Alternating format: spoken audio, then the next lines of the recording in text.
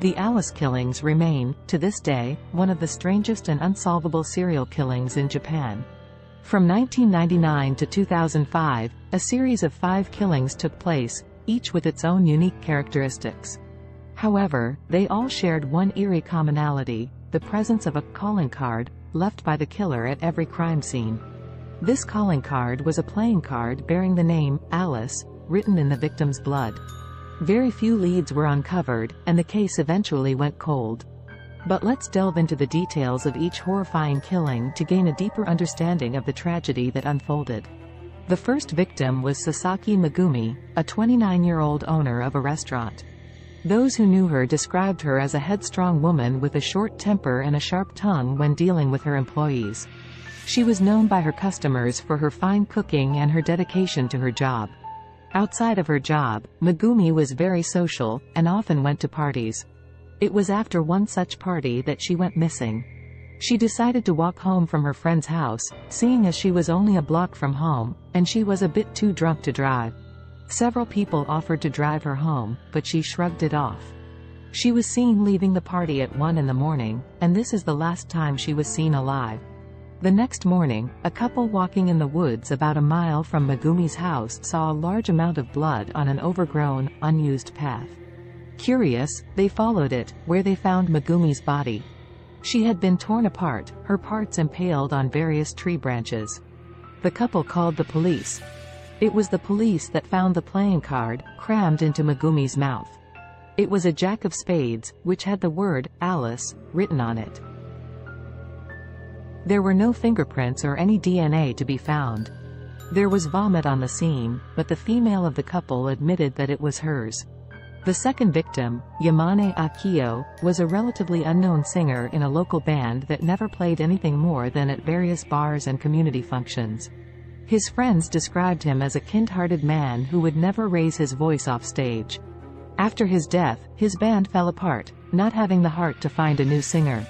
Akio was abducted from his apartment on February 11, 2001. His bandmates were the last people to see him alive, as he had practiced with them earlier in the day. That night, his girlfriend came to visit him, and was surprised to find the house empty. Within days, a missing persons report was filed, and a search for him began. On the security footage of the apartment, a hooded figure could be seen entering through a side door, and leaving with a large garbage bag that bulged strangely. This strange appearance was never accounted for, and no one saw the strange man in person. This man is widely believed to be the killer, but his face was never shown, and there appears to be some doubt. The following week, the owner of the bar, Yoshida's, where the band had often performed, was opening for the day, and was met with a grisly sight. Slumped at a table was Akio's body. His vocal cords had been ripped from his throat, and he had been shot in the head. His Alice card was a king of diamonds, and was found clutched in his hands, along with his ruined vocal cords. The third victim, a teen girl, Kai Sakura, had her whole life ahead of her. She was a sweet girl, and well loved by her classmates and relatives. She wanted to go to college to be a fashion designer, and was a week from graduating high school when she was abducted. Sakura's family went frantic trying to find her, and the whole town was combed for the lost girl. Her body was found 2 days later, buried in a shallow grave. It didn't seem that the killer wanted her hidden. On the contrary, he had marked her grave with her Alice playing card, the Queen of Clubs.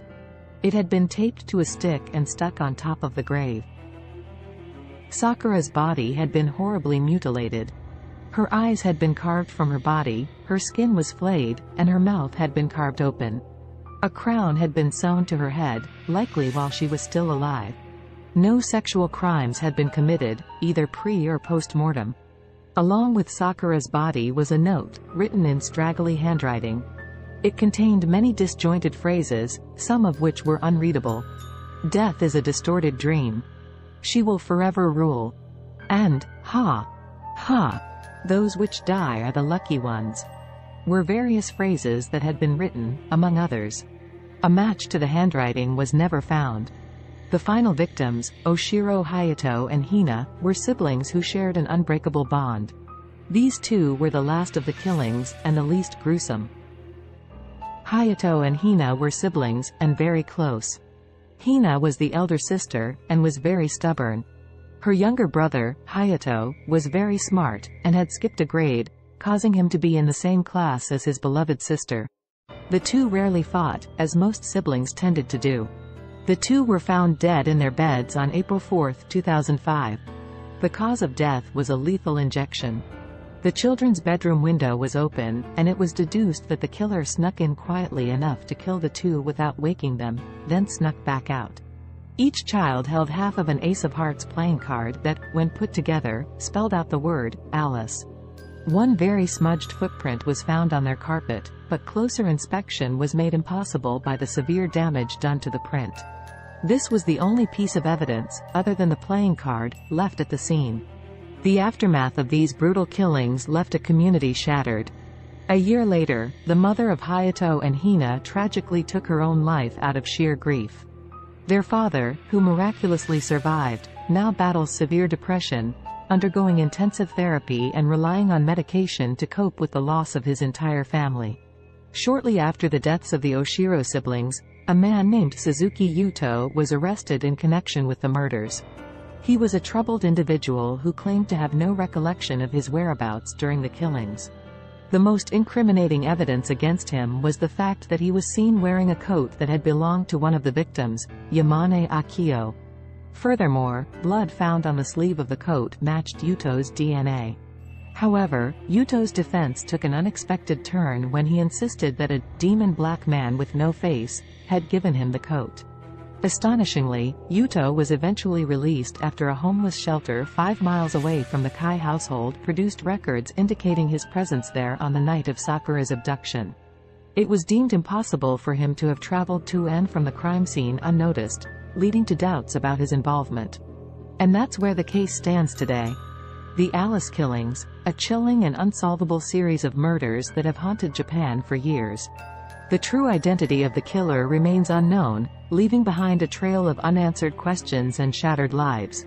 Thank you for joining us on this journey into the darkness of the Alice killings. Remember to subscribe to our channel for more captivating mysteries and creepypastas like this one.